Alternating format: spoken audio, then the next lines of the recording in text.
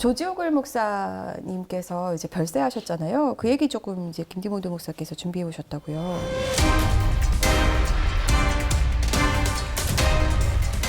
예, 의외로 이 조지옥을 목사님의 행적에 대해서 일반적인 보수교회는 거의 이분 존재도 모르고요. 그리고 또 인혁당 사건에 대해서 자세한 내용조차 이렇게 관심이 없는 분들이 많으셔서 이와 유사한 사건들이 지금도 진행 중이고, 그리고 또 인혁당 사건의 피해 유족들이 아직도 다 살아계시거든요. 그렇습니다. 그래서 이거는 반드시 좀 기억될 사건임에도 불구하고 그냥 간소하게 추모 분위기로만 넘어가는 것 같아서 예, 조지옥을 목사와 인혁당 사건에 대해서 좀 준비를 했습니다. 네네. 어제였죠. 어제 그 조지옥을 목사님에 대한 추모 예배가 열렸습니다. 네, 11월 24일이죠. 예, 그렇습니다. 한국기독교교회협회 NCCK랑 한국기독교민주화운동 등 이제 교계 단체들이 모여가지고요. 한국기독교사회문제연구소 이재홀에서 함께 추모 예배를 드렸습니다. 거기에 이제 많은 분들이 자리해 주셨는데 조지옥을 목사님이 지난 11월 15일 날 향년 91세로 이제 별세하셨습니다. 네. 한국 이름은 오명걸이라고 이렇게 불리셨는데요.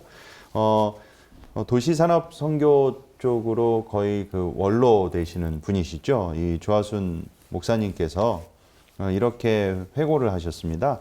컨테이너에 살면서 지내는 조지옥을 선교사님의 모습을 기억한다. 예수님 다음으로 가장 존경하는 사람이 오명걸, 조지옥을 선교사며 지금도 내가 가난하게 살면서 지내고 예수처럼 살려고 노력하는 결심을 하는데 가장 큰 영향을 주신 분이시다. 이렇게 회고하시면서 네. 추모를 하셨습니다. 네. 그다음에 이 조지옥을 목사님이 도대체 어떤 활동을 하셨고 이 한국교회에 미친 영향이 무엇인지 이렇게 좀 간소하게 살펴보면요. 이 조지옥을 목사님 1954년에 미국 연합감리회 소속으로 한국에 이제 파송 받으셔서 오셨습니다. 그래서 그 당시에 이제 전쟁 이후에 한창 이제 산업 개발이 되는 시기여가지고 이 노동자들의 무슨 권리나 이런 인권이라고는 찾아볼 수도 없는 시대였죠. 있었어요, 그때. 예. 그래서 그때 소외당하고 고통받는 이런 노동자들, 이런 연대를 함께 하시면서 이 노동자의 권리와 그리고 인권, 권익을 위해서 강의도 하시고 여러 가지로 정부에 의견도 내시고 그리고 민주화 운동도 같이 헌신하셨습니다. 그래서 활동하신 것은 1962년에 인천에서요. 작은 초가집을 이제 구하셔서 인천 산업선교회를 이제 시작으로 해서 거의 지금의 인천 지역의 노동운동은 이분이 이제 원조라고 보시면 될 것 같습니다. 이분을 이제 주축을 해서 시작이 됐고요. 그래서 노동운동에 거의 인천 지역의 모태가 됐다고 보시면 됩니다. 그리고 또 특히 이 목사님께서 미국에서 네. 노동사제에 대해서 좀 공부를 많이 하셨어요. 그래서 항상 이 한국 목회자들과 그 기독교인들한테 가르침을 주실 때 노동자들을 당신들이 이해하고 알려면 말이나 이론으로 아는 게 아니라 직접 본인들이 노동자가 돼서 들어가 가지고 노동을 해봐라. 그래서 이제 공장으로 이게 직접 이 지식인들과 그리고 이제 목회자들이 들어가서 노동을 할 수 있는 이런 산업 선교 이런 것을 도입을 하신 최초로 도입하신 분이라고 볼 수 있습니다. 근데 이제 외국인 신분이시잖아요. 네. 그래서 본인이 이제 한국에서 노동을 할 수가 없는 신분이시기 때문에 이 대신 이 노동자들을 이제 노동 그 환경 가운데 있는 인권 보호만 한 것이 아니라 이제 기존의 목회자들과 그 지식인들을 들어가게 한 것은 물론이거니와 야학이나 여러 가지 이렇게 그 교육을 받을 수 있는 그런 학교나 학원들을 세우셔가지고 목회자들에게 이제 또 목회자뿐만 아니라 일반인들에게도 이 노동운동 그리고 인권 이런 것들의 교육에 힘쓰셨다고 합니다. 근데 이런 운동을 이제 하고 계신 가운데 이 저희의 아주 참 비극적인 역사죠.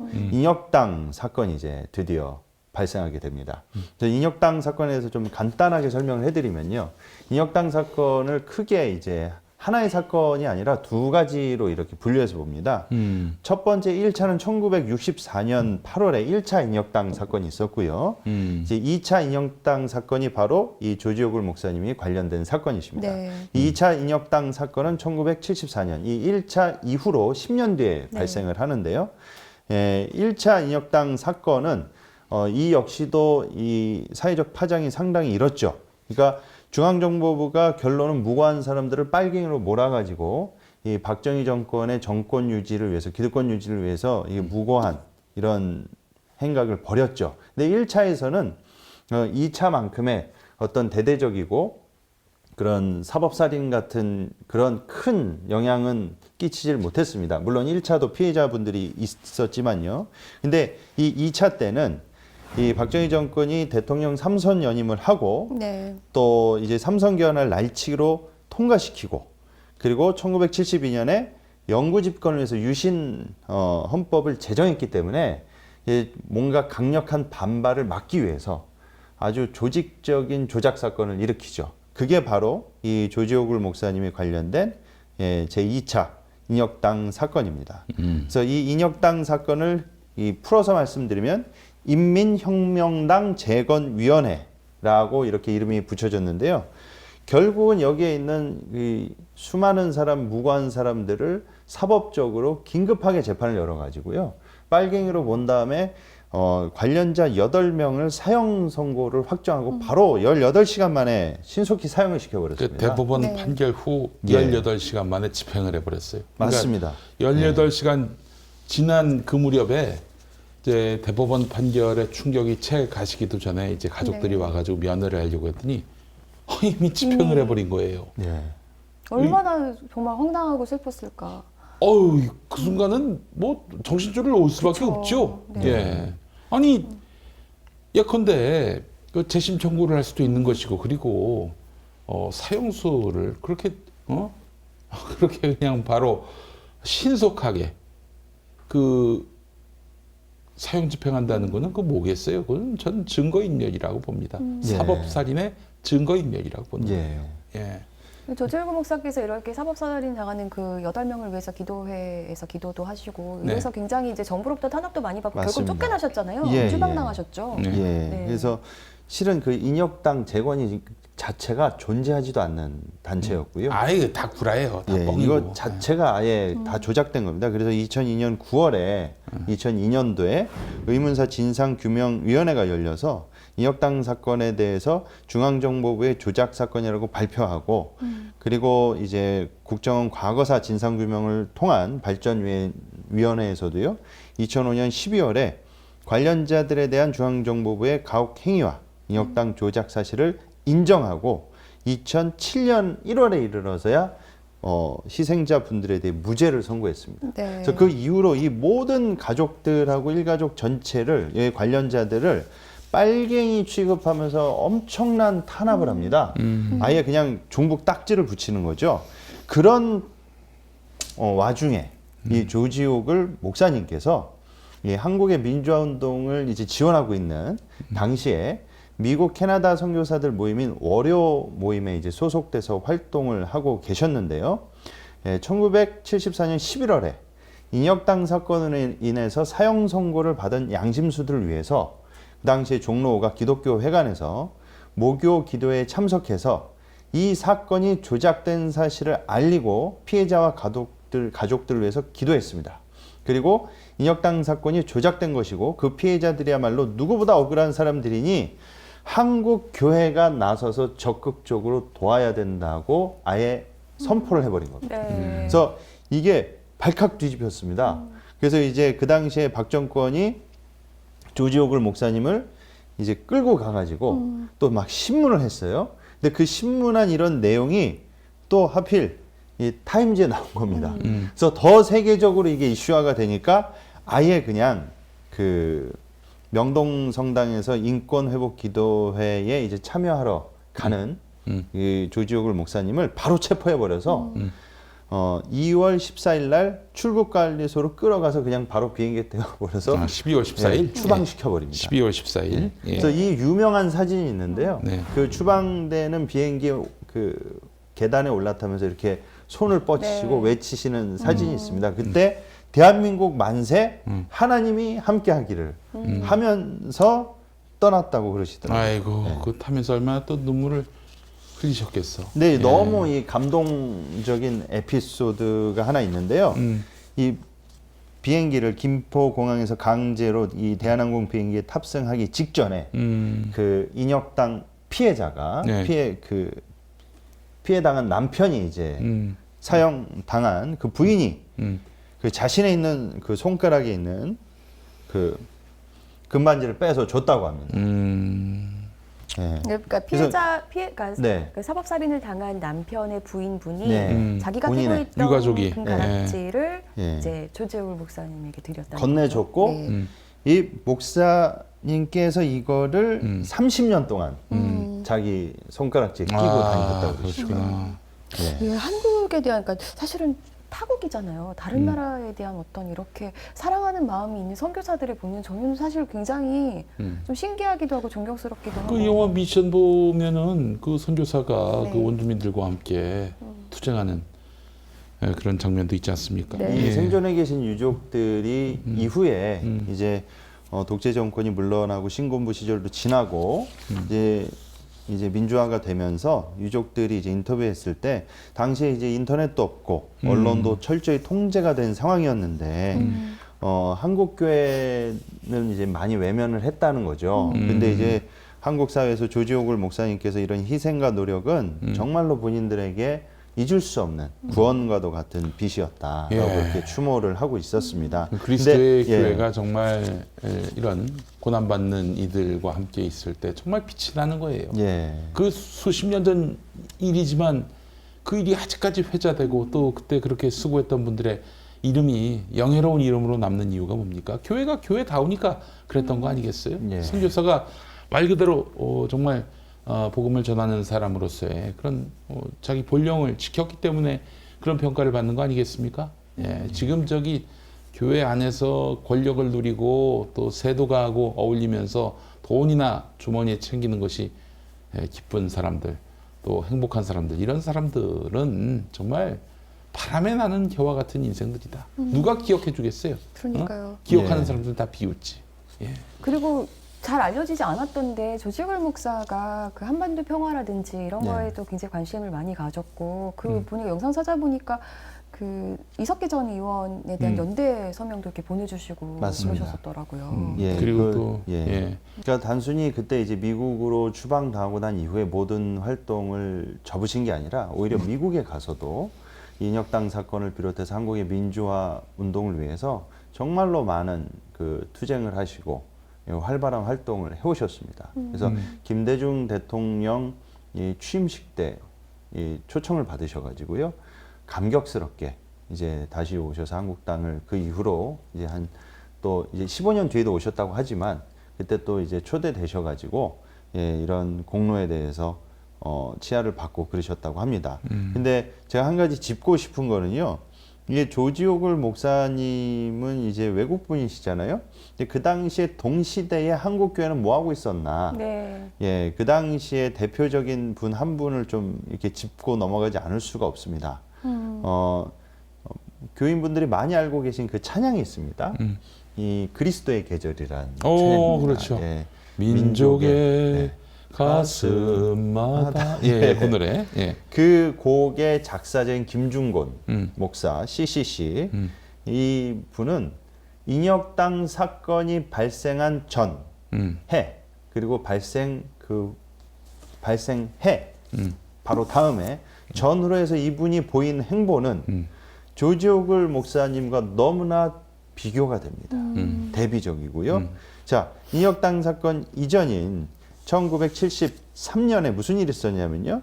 김중곤 목사가 이제 유신 체제를 이제 박정희가 선포하니까 유신 체제 성립 이후 개최된 제6차 대통령 조창기도회 1973년 5월이었습니다. 10월 유신은 정신혁명으로 찬양하였고 이때 그리고 또 신문 사설을 통해서 정군 신자화 운동이 전민족 신자화 운동으로까지 확대될 수 있다면 10월 유신은 신명기 28장에 약속된 성서적 축복을 받는 것이라고 박정희 대통령을 찬양 고무한 사례가 있습니다. 이게 바로 유신 헌법이 제정되고 난 이후에 김중곤 목사가 보인 행보고요. 인혁당 사건이 터지고 난 이후에 오히려 그 당시에 한국교회, 보수 한국교회에서는 무슨 분위기였냐면 인혁당 사건이 조작됐으니 이거를 바로잡으라고 정부를 비판한 게 아니라 네. 오히려 정부에 힘을 실어주면서 이거 봐라. 이렇게 간첩들이 빨갱이들이 설치니 우리가 정부를 도와야 된다. 이제 그런 입장을 취하면서 1975년 5월 13일에 박정희는 이제 반유신 운동을 억압하기 위해서 이제 대통령 긴급조치 9호를 선포합니다. 그때 김중곤 목사가 뭐라고 얘기하냐면요. 이 긴급조치 9호를 비판하는 사람들과 그 세력을 향해서 국론을 분열하게 하는 일체의 망국적 행위를 금지한 대통령의 긴급조치 9호는 국가 안보와 국민 총화를 위한 영단으로 받아들여야 한다라고 그런 입장을 피력했습니다. 양반은 참 그 무덤에서 쪽팔려 하셨으면 좋겠는데 쪽팔려 하실지 모르겠습니다. 예. 얼마나 이게 조지오글 목사님과 그 당시에 한국 교계, 한국 개신교를 대표하는 지도자라고 할 수 있는 CCC 김중곤 목사의 이 행보가 얼마나 서로 반대가 되고 그 간극이 멀어져 있으며 대비가 되는 그런 행보인지 모르겠습니다. 예. 그 조지오글 목사가 미국으로 돌아가서 한국이 지금 종교 탄압을 하고 있다. 종교 탄압이라고 하는 것은 이렇게 사회 정의를 부르짖고 민주주의를 부르짖는 이런 기독교를 억압하고 있다. 이런 얘기를 하고 다녔는데 이때 미국으로 건너가서 아니다. 그렇지 않다. 대한민국은 종교의 자유를 어마어마하게 보장하고 있다. 나 같은 사람도 전도자로 지금 활동하고 있지 않느냐. 다만 정치 목사들이 설치던 바람에 뭐 그들이 이 정치 활동을 하다 그런 억압을 당할 수는 있어도 뭐 우리는 종교의 자유가 보장되고 있다라고 유창한 역으로 떠들고 다닌 사람이 있었습니다. 김장환 목사입니다. 네. 예. 조지오글 목사하고 맞상대하면서 토론에서 TV 토론 프로그램에서 그랬다는 거 아니에요. 아, 그래요? 예. 말이 안 나오네요. 벽산그룹 김인득 회장하고 같이 건너가서 뭐 영어는 김 목사가 유창하게 하니까 김 목사가 주로 얘기를 했겠죠. 그것 때문에 사실 김장환 목사가 박정희한테 신임을 받게 됐습니다. 그 이전에 이제 김장환 목사가 1959년에 이제 한국으로 돌아와서 그때부터 수원중앙 침례교회 담임 목사를 했는데 뭐 완전히 아메리칸 스타일에다가 영어 잘하지. 그리고 부인이 또 외국인이야. 그렇죠. 그러니까 당시로서는 굉장히 그 아우라가 대단했던 거죠. 예. 또 많은 목사들이 또 미국 하면 깜빡 죽지 않습니까? 그렇죠. 미국 부인을 데리고 와가지고 미국인 부인을 데리고 와가지고 영어도 잘하고. 영어도 네. 잘하고 심지어 또 74년에 그 빌리그램 목사가 왔잖아요. 네. 72년이군요. 72년에 빌리그램 목사가 와가지고 여의도 광장에서 예. 이 빌리그램 목사보다도 더 아주 또랑또랑한 목소리로 막 힘과 어조를 넣어가면서 그 번역을 했단 말이죠. 통역을 했단 말이죠. 그래서 세인의 주목을 받았던 때였죠. 예. 그리고 그 이듬해에 아세아 방송이라고 지금 제주국동 방송인데 오키나와에 있던 미국 선교 방송이었는데 이걸 제주도로 옮겨옵니다. 제주도로 옮겨오면 이게 대한민국 방송이 되는 거예요. 대한민국의 방송사가 생기는 건데 이미 그때는 이제 극동방송하고는 또 다른 방송이었는데 CBS하고 극동방송이 있었는데 아세아 방송이라고 또 하나의 개신교 방송이 들어오니 이게 사실 불가능한 일인데 예. 가능했단 말이에요. 어떻게 가능했겠어요? 미국의 힘 때문이지. 내가 그때 이제 첩보가 들어갔어요. 박정희한테 미국 스파이인 것 같다. 김장환이 미국 스파이인 것 같다. 그래서 이 당시 그 중앙정보부 요원한테 그 투서를 전달해주면서 한번 뒷조사해 보라고. 근데 이제 하여튼 여러 가지 의구심이 있었는데 그 조지 오글 목사가 그렇게 한국 떠나고 그 조지 오글 목사가 한국이 종교 탄압국이다라고 얘기할 때 미국 건너가서 소방수 역할을 했단 말이죠. 네. 그 뒤엔 의심이 들어오자마자 다 불식됐겠네요. 그럼요. 그래서 이제 중앙정보부장 통해서 청와대 들어가서 김장환을 치하했다는 자랑스럽게 자서전에 이걸 또 실었습니다. 예. 근데 그런 분들 보면 자서전에 이렇게 뭘 이렇게 못 가리고 이렇게 실으셨나? 아니 권력자가 자기에 대해서 이렇게 뭔가 좀 호의를 베풀고 또 좋은 감정을 가진 거를 정말 대단한 축복으로 알고 대단한 영예로 하는 사람들입니다. 또 오줌을 못 가려요. 상대가 박정희라도 상대가 전두환이라도 그 권력자가 날 인정했다. 이게 그냥 가문의 영광인 거야. 이 이사장님께서 우리 김장한 목사의 평전을 예, 그렇지 않아도 제가 좀 의구심이 드는데 김장환 목사의 그동안의 자서전들 뭐 꽤 여러 권 나왔는데 읽다 보면은 의문이 드는 부분이 있어요. 그래요? 이게 분명히 뭔가 권력적 작용이 있었을 텐데 우연을 막 가장해서 하나님이 축복하시고 여기 저 실무자들이 다 기독교인이어서 어떻게 얼기설기 이야기가 잘 풀려가지고 뭐 방송국이 생긴다든지 뭐 또 자기 어떤 뭐 누군가의 또 만남을 통해서 자신의 어떤 그런 위상이 커진다든지 이런 일들이 너무 수두룩하게 많은데 과연 그게 그런 것만 있었겠는가? 좀 저는 그걸 세부적으로 따져볼 필요가 있겠다라고 판단이 들어서 김장한 목사가 또 대표적인 친미 극우적 지향을 갖고 있지 않습니까? 또 사실 우리 한국 개신교가 친미 극우적이고 미국이면 뭐 똥도 그렇게 정말 영험한 걸로 알고 있는 대한민국 땅 아니겠어요? 대한민국 교회 아니겠어요? 이 흐름 속에서 김장한 목사가 어떻게 성장해 왔는지 그것은 굉장히 상징적인 인물이라고 생각을 합니다. 그래서 이번에 저널리즘에 김장한 목사의 정치적 성장사를 글로 써봤는데 한번 봐주시고 제가 쓴 그 기사에서 붙일 내용들이 굉장히 많다. 그래서 한번 그걸로 책을 한번 써볼 생각입니다. 참 제가 극동방송 그만둔 지가 지난 10월 말로 20년이거든요. 20년 지나도 이 지치지 않는 뒤끝 정말 어디서 이 뒤끝의 힘은 나오는지 알 수가 없습니다. 김장 목사 진짜 짜증나실 것 진짜 같아요. 짜증날 거예요. 김 목사님. 이제 그만하세요. 지금 내일 모레면 구순인 양반이 아직도 지금 이 대한민국 땅에서 방귀를 뀌고 있습니다. 아주 그만하실 때가 됐어요. 이제 구순이면 아니 자기 아들 뻘 되는 사람들이 은퇴할 나이에요. 아직도 거기 들어 앉아가지고 말이야. 그 지금 세상에 아주 죽어서까지 유언 통치를 하실 양반입니다. 예, 이러면 안 됩니다. 예, 물러날 때가 됐고요. 넘겨줄 때가 됐어요. 아니 전에 참 이런 얘기 안 할 수가 없는데 그 이동원 목사님 아시죠? 네. 그 수원중앙 침례교회 이제 부목사였어요. 담임 목사는 김장한 목사였고. 근데 이제 이동원 목사가 부목사를 좀 정리하고 이제 그 아마 아주대 쪽에 하여튼 그 근처에 그 담임 목사로 가게 됐어요. 그러면서 이제 인사드리러 갔지. 제가 이제 그만두게 됐습니다. 저쪽 교회로 담임 목사로 가게 됐습니다. 했더니 김장한 목사가 이동원 목사를 굉장히 신임했거든. 아니 내 후임 목사로 당신을 생각하고 있는데 가면 어떡하냐. 예, 그때 이동원 목사가 했던 말이 있습니다. 저보다도 김 목사님이 더 오래 사실 것 같아서 저 죽은 다음에나 기회가 있을 것 같다. 뭐, 그 얘기를 들었습니다. 예. 아니나 다를까 정말 예. 진짜 건강하세요. 목소리가 저보다 짱짱하시거든요. 까랑까랑합니다. 네, 진짜. 그래요. 저는 가끔 이런 생각을 하곤 해요. 내가 만약에 뭐 일제강점기에 혹은 이렇게 박정희 시대의 청년으로 살았다면 나는 어땠을까 이런 생각 하거든요. 만약에 그때 청년이셨다면 고문을 엄청나게 당하시지 않았을까? 그렇죠. 제가 참 시대를 잘 만났습니다. 예. 그리고 지금 2000년대 그 이제 사회인이 됐기 망정이지 만약에 내가 70년대, 60년대 살았으면 아마 뼈도 못 추렸을 거예요. 예.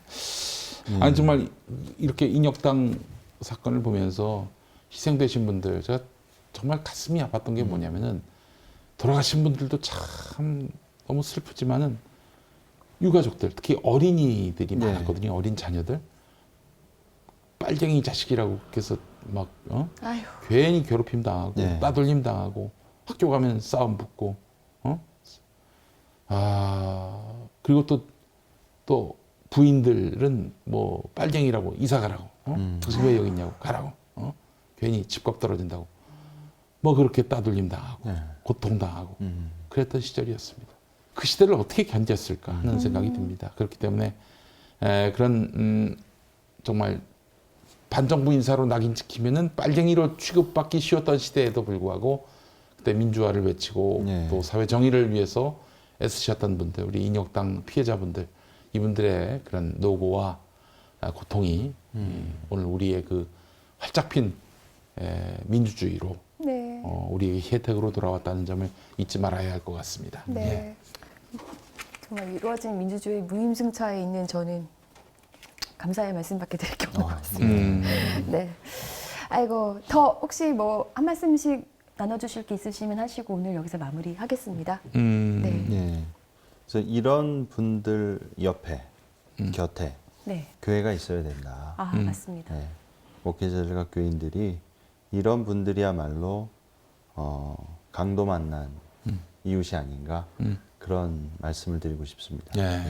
강도 만난 이웃 맞네요. 예, 너무 이 조지옥을 목사님에 대해서 많이들 모르세요. 예, 감리교도 너무 조용해요. 감리교 예. 주시는데도. 그래서 우리 예. 제 애청자분 계신데 대전에서 택시 운전하시는 분인데 하도 아무 얘기도 안 나와가지고 저기 감독회장 그 페이스북 들어가가지고 감리교가 왜 입장이 없냐, 감리교 선교사로 와서 대한민국 민주주의에 이렇게 기여하신 분인데 항의를 했다고 합니다. 뭐가 달렸나요? 아무것도 안. 뭐 그래서 결국 뭐 성명이 하나 나왔다고 하더라고요. 예. 아니 감리교는 지금 이동환 목사님 치료하느라 바빠요. 그래요. 아주 바쁘시네 보니까. 예. 네. 여념이 없어요, 여념이. 예, 지금. 예. 아, 네. 알겠습니다. 뭐 이런 분들의 뜻을 또 이렇게 또 우리가 이어가야 하지 않을까 싶습니다. 네. 오늘도 함께해 주셔서 감사합니다. 두 네. 분도 감사합니다. 예.